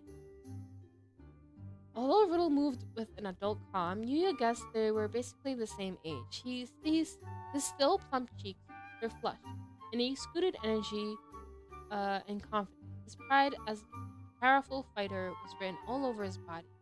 He would not flinch in the face of any opponent, no matter how strong. Do it! Riddle snapped. Right! Yuya answered as he turned toward the dark mirror. And the man appeared once again. He acknowledged Yuya standing before him and spoke the same words he had before. Yuya Koroki, the nature of your... Oh, wait, no, that's not... Yuya Koroki, the nature of your soul is... Oh. He heard the sound of someone swallowing hard from nowhere in particular, and realized the sound hadn't come from just one person. Everyone assembled before the dark mirror had gasped, waiting with bated breath for the dark mirror to continue. Their interest, expectation, envy, all of it danced on Yuya's nerves and weighed him down. He clenched, shaking hands into fists. He had only one wish. Please, nothing happened, please! He didn't know whether his prayer was heard. The dark mirror spoke again. Unclear to me. What? Yeah. Oh gosh. What? Riddle asked Riddle as his eyes grew round in surprise.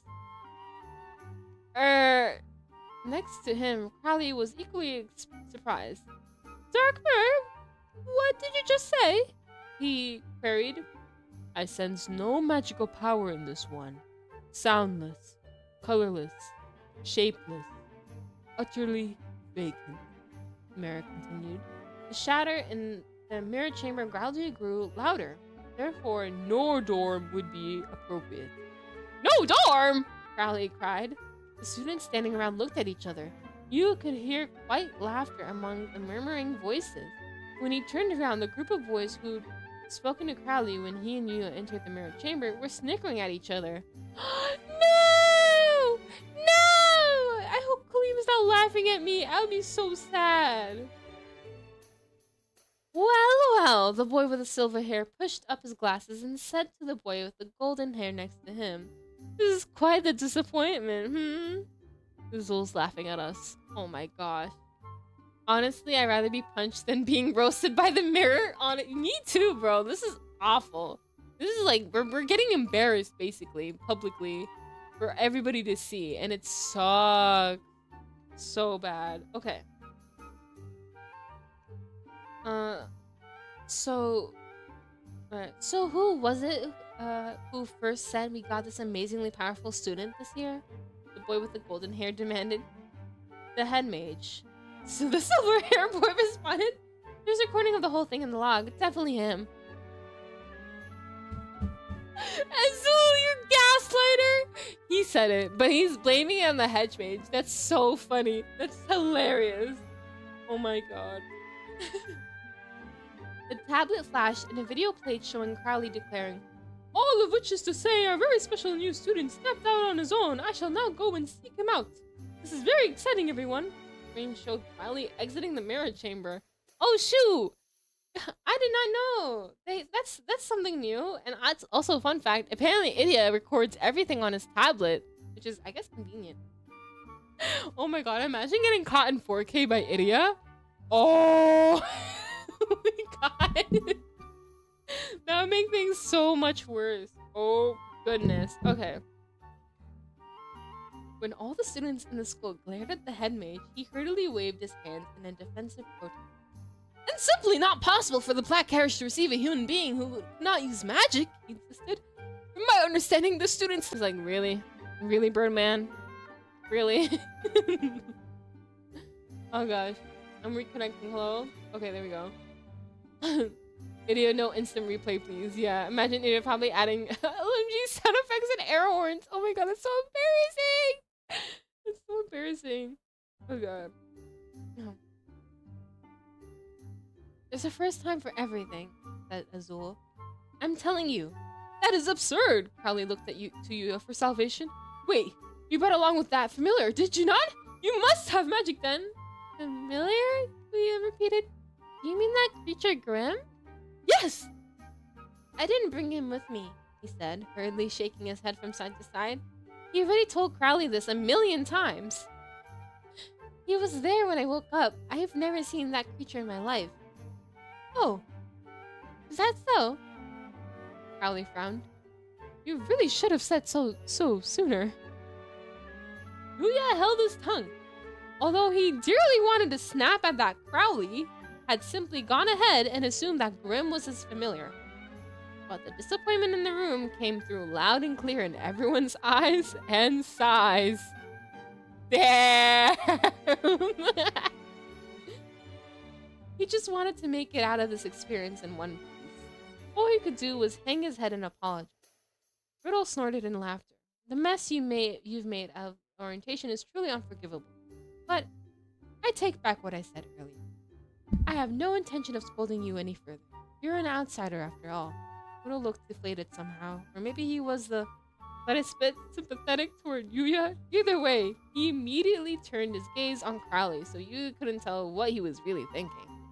Riddle went from being angry with us to like taking pity. I don't know if that's worse or better for us. Really. Maybe better at this point. Familiar? I'm not even familiar with what he is. Poor little girl, yeah. Alright. Headmate, may we please return to the dorms? Riddle asked. We have the new student for... we're already 20 minutes late! Oh, yes, right. How about you go and do that? Crowley clapped his hands together as if this were a most welcome change of subject. I hereby declare that the orientation has concluded. House wardens, please escort your students back to the dorms. Oh god. The ones who moved at the ward house wardens were the boys who had first spoken up when Crowley and Yuya had arrived at the mirror chamber. Some held their heads high and others moved lazily. Whatever the reactions to Crowley's command, the new students all followed their direction. These house wardens were clearly leaders of some kind. Crowley is so much more pathetic than I thought he would be. Riddle more nicer in the game and manga. He is. Crowley, you just let the boys of NRC humiliate us, so we need that compensation. That's right, I'm pulling in this little... Yeah. Riddle really said, oh no. Anyways, yeah, honestly, they would probably have been there like an extra 20 more minutes if Riddle hasn't said anything. Like, Riddle's the only reason why they're moving along. Crowley, oh my god. Okay. Although most of the students follow the house warden's instructions and automatically group together, some looked around anxiously, searching the room with perplexed looks. Noticing this, Crowley cocked his head to one side and asked, Where is Malleus Draconia? I don't see him anywhere. By the way, Malleus is first mentioned in page 40. So, good to know that he remembered him at page 40. Great. House warden blinked. Now that you mention it, the boy with an animal ears laughed. I knew I was feeling good for some reason, so that little lizard's not here. Leona! Oh my god. This is great. I love to see his beef. Anyways, you forgot to invite him again. The boy with the golden hair sighed. But rather than appearing frustrated or annoyed, he merely shrugged his shoulders, so you couldn't really tell how serious he was. It seemed that the only boy with the white hair was actually concerned. His eyebrows pulled together into a V as he scratched his head and again. He said, Again? Poor Malleus, we did him wrong. Oh my god. Honestly, you only just realized he's not here? A small-statured boy asked in a deep voice as he appeared seemingly out of nowhere. Oh, Lilia! Gah! Crowley jumped in surprise. Van Rogue! Where'd you come from? As before, there were no official notice about the orientation. I went out to look for him and hurried there, but I couldn't find him yet again. With the vivid pink hair tucked into his hood and wide, almost tearful eyes that were red like raspberries, this Van Rogue boy was as striking as any of the household. Hee, Van Rogue laughed. Ah, poor Malleus. I just hope he's not angry. Sorry, the boy with the white hair said. We weren't trying to leave Malleus out or anything. He's the problem here, though, the boy with the golden hair interjected. I mean, he's not exactly the easiest person to talk to. Oh my god. Hee, don't say that, Van Rogue replied. We're all the school chums, aren't we? Don't overthink it. Just be friends with him. The white-haired boy nodded firmly, while the beautiful golden-haired boy shook his head in exasperation. The other students looked around nervously. Van Rogue winked playfully. Well, not to worry, new students. In the place of House Warden Malleus Draconia, I will lead you to TWST dorm as the deputy house warden. Deputy? Not vice house warden? Interesting. Okay. Peepaw. Yeah, peepaw! The room burst into excited whisper. So the house warden for TWST is the Malleus Draconia? It's true. He really does go to Night Raven College? Yikes, I totally don't want to run into that guy. You have figured this Malleus Draconia person must be famous if the sound of his name alone inspired this much fear. The boy with the animal ears clicked his tongue. I should have gone home to bed instead of wasting time at this orientation. He waved a hand. Savannah Claus students, follow me. Children, the tablet said, sounding deeply annoyed. Idiot says children? He refers to his dorm mates as children? What? Okay. Alright. Children, I'll send the campus map to your phones. Find your way to the dorm. The light disappeared from its screen. Idiot just literally said, you're on your own. Well, not technically, but like, damn. They're not gonna have to lift and follow the tablet or nothing? Just download an app? Bro, what if they don't have Wi-Fi? What if they don't have data, bro? What are they gonna do? Oh my god. Okay, idiot. Alright, idiot. Okay. The other boys in the rooms called out to one another and chatted as they sorted themselves out. Amid the commotion, Yuya heard Riddle's clear voice call out. Particular dorm, students. Right face! Right! First step with your left foot. Line up behind the deputy house warden. Oh god, this is military. Idiot said skill issue, get good. Yeah. Maybe Idiot's being sarcastic? No, it literally, it says the light disappeared from its screen. So he literally turned off the tablet. He turned off... It was Crowley who broke the silence. I am sorry about all that. Oh, you said, no, I'm sorry, could it be what you were hoping for? It was Crowley who had simply assumed he was a new student and pushed his expectations on a regaling Yuya. This whole farce was something that you had been dragged into against his will. And yet, in the face of Crowley's obvious and utter disappointment, Yuya felt the urge to run away as if he himself was somehow to blame. Crowley sighed, clearly disheartened. Yuya couldn't help but wonder how he was able to express such emotion when the majority of his face was covered by that mask. I thought we might finally be successful this year if an impressive new student to rival dear Triconia was to arrive at the school. Interesting. Why did he think that? Anyway. I don't really understand, Yuya said timidly in a desperate effort to keep from discouraging Crowley further. Perhaps Crowley felt better after wallowing in his emotions for a moment. I suppose not, he said, and cleared his throat. Let us turn our minds to the other considerations then. Yeah, let's, Yuya thought to himself. I'll be in real trouble here otherwise. They're finally getting to what actually mattered to him. So then, he said, what should I do here? It would be Crowley up. Yep, that's the next thing that we do. Beat him up.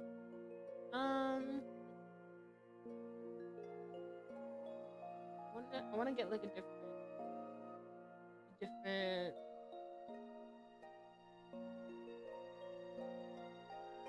Just think.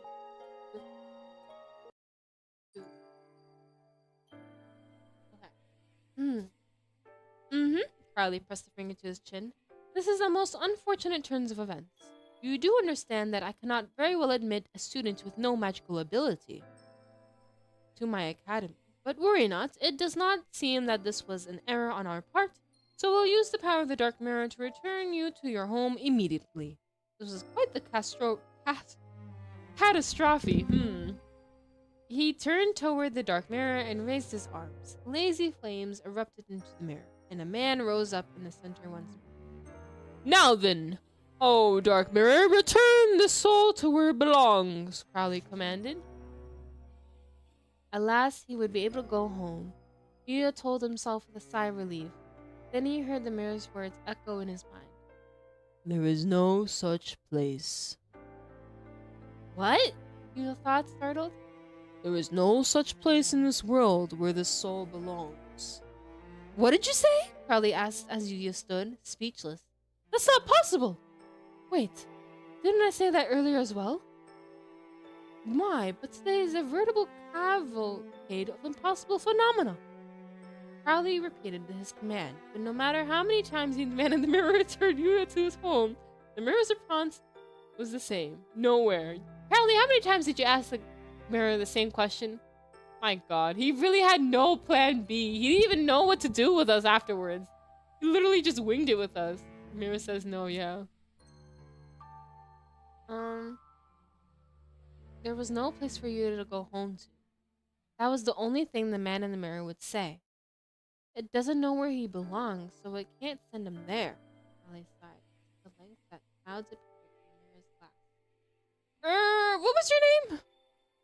Yuya Kuroki, he replied promptly. Yuya, Crowley frowned. Yuya said his name again, but apparently it was too difficult for Crowley to replicate. What an odd name, he said finally. Bruh. Crowley can't even get our name right. Oh gosh.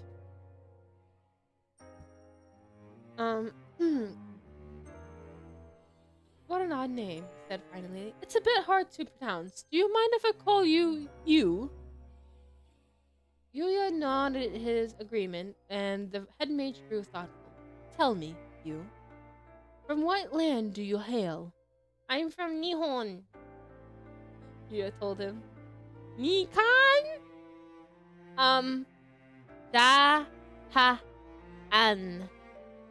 Yuya tried to the English name of his country, but that apparently did not click for Crowley either. Japan! The lines of Crowley's forehead grew even more pronounced. Crowley's so lost. He's like, what the hell is a Japan? Yuya had been speaking Japanese this whole time, and no one had any trouble understanding him until this point. So there really was no point in trying with English? But wait, was he really speaking Japanese? The words were leaving his mouth without any extra thought, and he wasn't having any issue understanding what anyone else said. But when he thought about it, he did feel like something was slightly off. The words he was thinking and the movements of his own mouth didn't match. Interesting. So that's how it works. His mouth was opening and closing more often than required to say just those words. But the words still sounded the way that they always did when they reached his ears. He thought he was speaking the language he knew, and somehow his ears and his mouth were naturally translating into a language he didn't know. He frowned in concentration. I am intimately acquainted with the origins of the students who come to Night Riven College from all over the world, Crowley declared, but I am not familiar with this Nikan, or Japan, or what have you that you speak of. This is perhaps... He hesitated as he pressed a hand to his forehead. You may very well have come here from another world. Another world? You parroted in disbelief. I always wanted to go to Japan. Me too, bro. I'm trying to go next year for real, for real. You know the place where the anime and games like yourself came into existence, Crowley? No, he does not know that. I think it was said a while ago, although I might be misremembering. Does anybody know what's happening? I'm reading from the novel right now. Bro, that's so weird. It is weird. Okay. Crowley nodded, his face deadly serious. Despite Crowley sounding like he was telling a story straight from the pages of a manga or novel, Yuya found himself nodding at these astounding words. The moment he'd seen magic, the second he seen grinned. Maybe even from the moment he opened his eyes. The room. He had a feeling that he wasn't in Japan or even on Earth. Your Twitch is scuffed. Oh yeah, I know. Everything's scuffed right now, so I'm gonna try to end stream soon. Thank you, Kelowna, for the sub. Yeah, not all of them. Yeah. I wish Crowley had brought out a globe or a world map to have us look at it. I think he did in the game. I've been twice. I'm hoping to go again next year. Lucky! I want to go. Rose, if you're going to go to Japan, make sure you go to Twisted Wonderland Cafe. If they have it open, I don't think they have a permanent cafe. I think they just like do pop-ups at like restaurants. If I can't go home, yeah. Can't go home. It was a different world. At some point, he had emerged into a world called Twisted Wonderland, where magic was a matter of course. But, he cried, how would I? Crowley shook his head to say that he didn't know the reason himself. To think that the Dark Mirror would call up a student from another world. I have never heard of such a thing. I would like to know more if possible. Do you have any personal items that will allow me to get a greater understanding of you or the world you came from you? Greater understanding? You asked? Yes, Crowley nodded. A driver's license, for instance. When I woke up, I was already in the gate. I was carrying a bag, but it had disappeared with my clothes. I had my student ID in my wallet, but Yuya patted himself down frantically. My phone. I had my smartphone in my pocket, but it's gone now too. I would freak out. I don't have my phone. I am lost. Incredible, Crowley cried, eyes widening. So you have smartphones in your parallel world as well. I am also surprised by this, he said quickly. The first thing you ask about is a driver's license? He had assumed they had more fantastical things in this world, given the magic it contained. Crowley looked off into the distant thought. All of which is to say you have no personal effects on you. This is a predicament. You really did have nothing. But when Crowley pointed it out, he felt adrift all over again. How was he supposed to live in a world where he didn't have even a single shoe to his name? It seemed that Crowley was also at a loss. It doesn't appear that we will come up with a solution to your situation anytime soon, no matter how we might rack our brains. At any rate, you can stay at Night Riven College for tonight. You let me stay at the night? You cried, a surge of relief washing over him. Yes, Crowley nodded. I am loath indeed to expel you in this situation. There was a vacant building on campus not currently in use. You may stay there. That's great. You may call me Head Mage, you. Head Mage, he repeated. Thank you so much. Before he knew it, he had taken both of Crowley's gloved hands in his own, overwhelmed with gratitude. There's a good boy. Wonderful. My kindness truly knows no bounds. Crowley smiled playfully. Now then, strike while the iron is hot, as they say. I shall take you to the dorm. Straight away. Please do follow me. There we go. And then this is chapter 3. You know what? Why not? Let's see here. Let's keep reading until he leaves us. Because I wanna know more about Crowley. High key. Okay. As they proceeded down the dim, deserted corridor, Yuya and Crowley told each other about their respective worlds. Both worlds had schools, and their civilizations appeared to be more or less the same, as the commonality of smartphones demonstrated. Science and technology had progressed along similar paths. Interesting. When you think about it, we don't have any documents saying we even exist in the world, so how could you do anything? Honestly, yeah, we have to start from the very beginning with no money, even. Good boy, he's feeling Crow's thing, yeah. He is honestly so strong, I just have a mental break right there. Yeah, I'm pretty sure he came close, though, especially when, like, Grim was about to burn him. Really helps us debunk the myths and gives us the truth, yeah. Do we even have dental healthcare? No. I don't think we even have it now, currently. We definitely don't with all these overblots. Oh my gosh. This world has an extra force, however. Magic. Riley was surprised when Yuya said there was no magic where he came from, but that was the only major difference they discovered so far. Who knew what others might turn out to be fantastical in his world, but ordinary in this one? He couldn't let his guard down. He had to be ready so that he wouldn't be surprised no matter what came at him. Hanging his head, he gave himself a little pep talk and tried to prepare for whatever this future here held. Now then, Crowley tapped something hard with his cane. We're about to leave the school building. Huh? He lifted his face and immediately squeezed his eyes shut at the dazzling glare. He felt a breeze blowing, and a new scent reached his nose, the fragrance of a chilly tide. He gingerly opened his eyes to find the night sky spreading out before him. In the center was the full moon, bright enough that he could see the patterns on the ground. He'd seen the moon through the window before, but looking up at it again now, he felt overwhelmed by its vastness. It was so bright that he couldn't see any stars. Huh? He frowned. Why would you have orientation at night? Because, unlike other schools, we are a prestigious We are a prestigious institute for the cultivation of mages, Crowley declared. Naturally, we hold our important ceremonies at night. Makes sense, you replied. Here was already the first piece of world's unexpected common sense. He looks at his feet and the light of the moon reflecting off the gray stone tiles. There was nothing else around them, only the dark sky and the ground shining palely. I wonder if RSA has their orientation at day then. That would make sense, right? That explains nothing. Yeah. I don't know why, but Crowley holding our hand is low-key comforting. Yeah, he seems a bit more caring here too. Like he's more sassy, more caring. He's definitely more like 3D instead of like very two-dimensional game.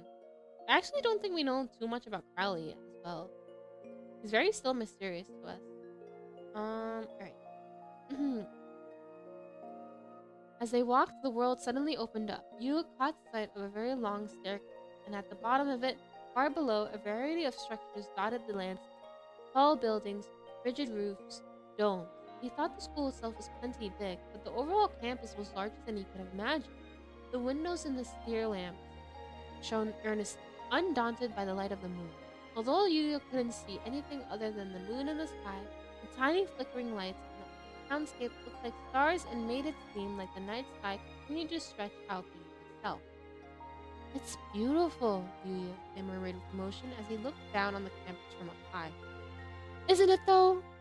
Crowley puffed his chest up proudly. All of these magnificent structures provide an environment that cultivates a rich and full humanity in our students. Is the building I'm staying in down there? Of course! It is one of the most elegant and refined on campus, with plenty of character. Only a little further now. Let us hurry along, Crowley urged. Wow. Wow. He's lying to us. Headcanons that RSA has their opening ceremony at the crack of dawn. Yeah, that would make sense, yeah. So I searched up Twister Wonderland Cafe, and they have 4 different locations: Shinjuku, Naiwa, Osaka, Tokyo, Stylish, Harajuku. And I'm looking for more right now. Oh my god, really? I gotta look it up. I gotta do one last course. Oh yeah. Oh, you can do it, Yessie. Wow, yeah, character. Yeah, it sure has character. Yuya stepped out onto the first stair and faltered a bit at the height. The mood was a little brighter now, perhaps because of this beautiful view. He made his way down the steep staircase, mindful of where he set his feet. And here we are, Crowley declared with an expansive wave of his arm. Step through the gate and behold your new lodgings, you. There was an ear-splitting metallic shriek in response.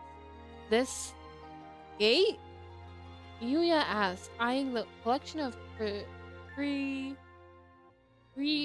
preceptuously inclined iron poles dubiously as they swung back and forth in the wind, threatening to snap off at any moment. Crowley was calling this heap of junk a gate. Yuya touched it timidly and rusty shunk, crumbled and fell to the ground. We gotta play different music. Hold on. This is something right here, bro.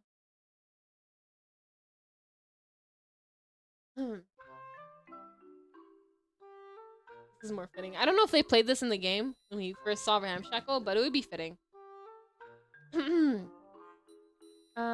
Swung back and forth and Yuya touched it timidly and a rusty chunk crumbled and fell to the ground. Oh, perfect! He slipped through the structure that had once apparently been a gate, being careful not to catch his robe on it. He stepped up onto the gently sloping staircase. Somehow, the surrounding air grew darker and more stagnant with every step he took. The moon that had been so dazzlingly bright when they left the school building was now hidden under a thick blanket. Wow. Weeds grew freely from gaps in the cracked concrete and made the ground beneath his feet even more uncertain. He nearly fell any number of times, propping himself up by clinging to Crowley each time. God! Until they finally arrived at the building itself, a Western-style structure of the sort that didn't exist in an average residential area in Japan. At the very least, Yuya had never seen a house this big in his own neighborhood. Long ago, this was used as a dorm, Crowley said, his tone wistful as he looked up at the large door. It's equipped with all the necessary facilities: lounge, student rooms, bathroom, small kitchen. Elegant, refined, bro. Each step we take, something's crumbling. Also, Ramshackle dorm has to be like 40-minute walk away from the main building, given how far they traveled for real. Yeah, it probably did. Oh gosh. I wonder what dorm Ramshackle is for. Probably like Mickey's dorm, but Mickey's in a villain, so they got rid of it maybe. It had been quite an impressive place in its heyday. The pillars bracing the eaves were reassuringly sturdy, and the heavy door was solidly built. The issue was its age. The gate was in advanced stages of decay, and the building itself was in terrible shape. The light bulb at the entrance was broken, and the porch was riddled with holes. The window on the door was still intact, but given the general condition of this place, this felt like a minor miracle. The paint was peeling off swollen exterior walls, which rippled in deformed waves. You quickly glanced around the rest of the property. Rain shutters and roof tiles littered the garden, where broken trees had been left to rot. This dorm was basically a haunted house. The key ring at Crowley's waist jangled as he pulled it out and unerringly plucked out an unadorned silver key from the dozens of other keys. He inserted this into the lock on the door. He watched as the door still refused to open. Is that the right key? This should be it, Crowley frowned. Suppose the lock's simply gotten a bit stiff because it hasn't been used for quite some time. Oh god. It had been so long since anyone had come here that the lock had rusted.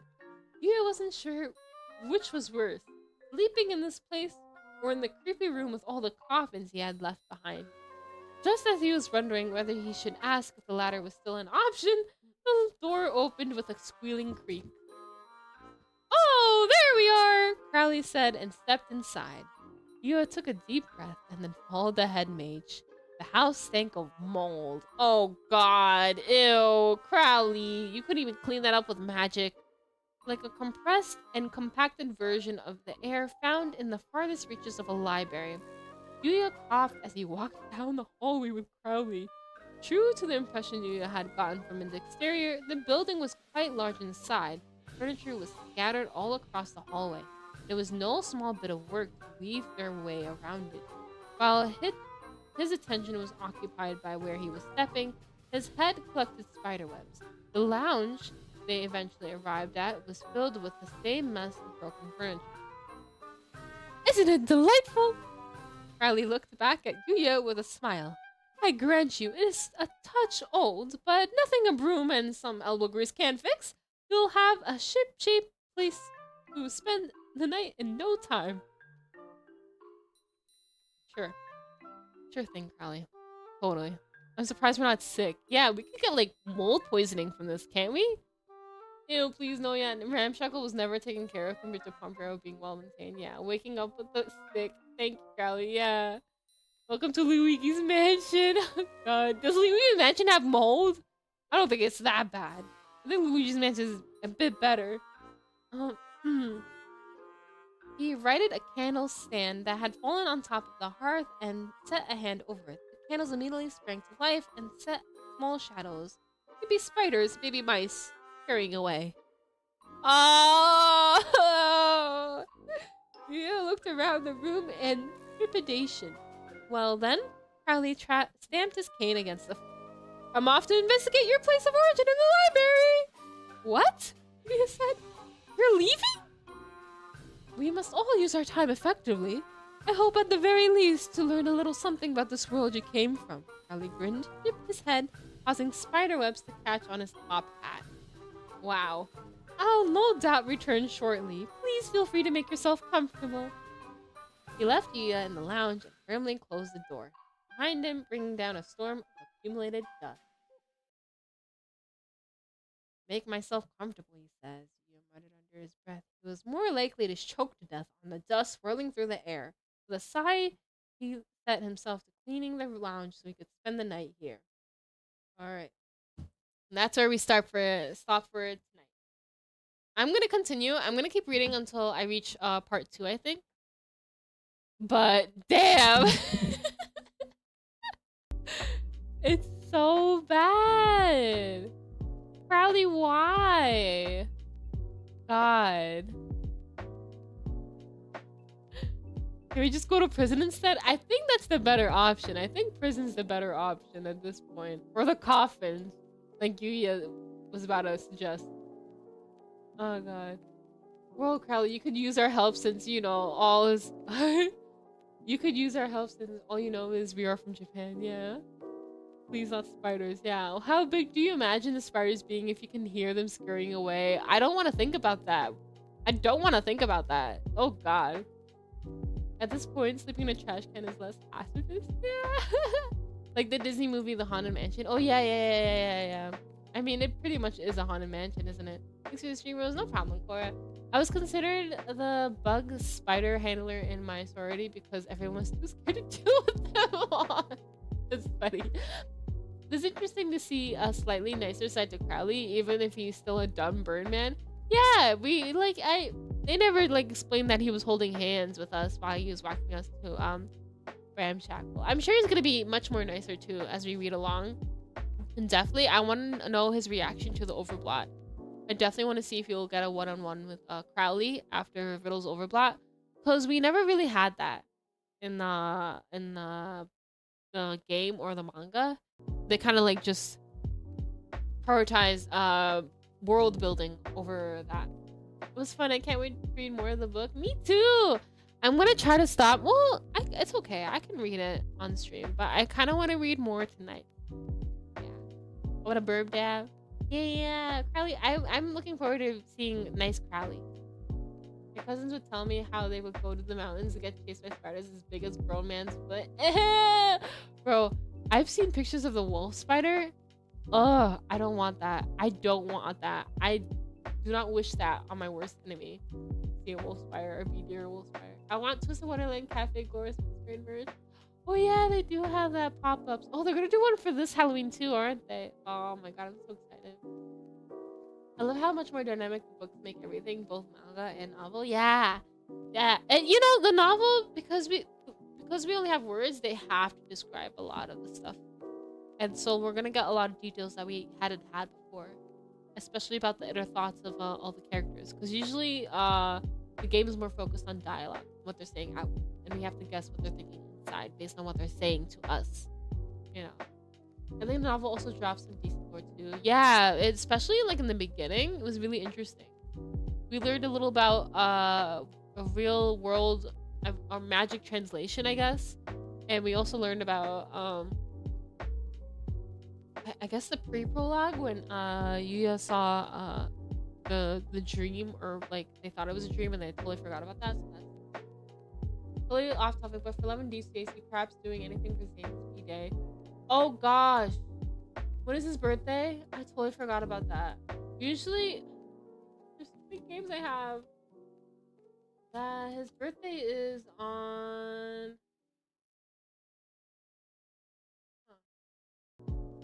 Where's his birthday?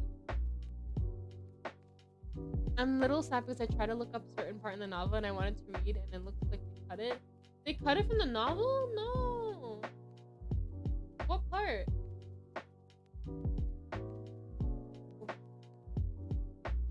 Birthday is September 5th. Oh shoot. In 2 days? Okay. I think I'm doing something else on the 5th. Yeah, I am. I'm playing an ultimate. So no, I'm not gonna do anything for Zane's birthday, unfortunately. I'll check out the cards though, and I'll talk about it if I pull for Zane's birthday card. Yeah. Okay. Well, that's it for this stream. I'll catch you guys next stream, which is an ultimate, and the stream after the ultimate is Soon, Twist Soon, because they're having new Sooms. I think it was Ace, Deuce, and some reruns, but I'm not sure. The part where Lilia pops over to our cafeteria table to say hi. They cut that out? No! I guess, yeah. They can't make the novel too long. Well, I don't mind, because the novel's like how long already? It's like almost 400 pages. Yeah, it's 382 pages. It would have not been that long. It would have not been that long. I feel like they could have added a little bit. Everyone is fine. Yeah. Okay. Good night. Yeah. Have a good night. Bye bye. I got both Leech Twins. Oh yeah, Floyd and Jade are in the Tsum Tsums. Okay, I'm gonna try to get them on Friday. Okay. Bye bye.